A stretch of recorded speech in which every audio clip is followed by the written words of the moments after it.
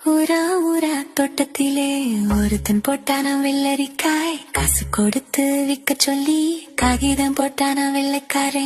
ஊரா ஊரா தோட்டத்திலே ஒருத்தன் போட்டான தக்காளி, விலையை எழுதி போட்டு வைத்து காகிதம் போட்டான வெள்ளைக்காரே.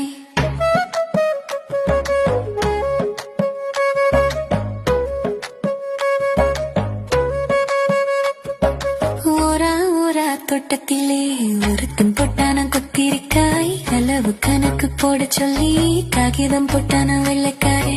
ஓரா ஓரா தோட்டத்திலே ஒருத்தன் போட்டான வெண்டைக்காய், வரி வரியா எழுதி காகிதம் போட்டான வெள்ளைக்காரே.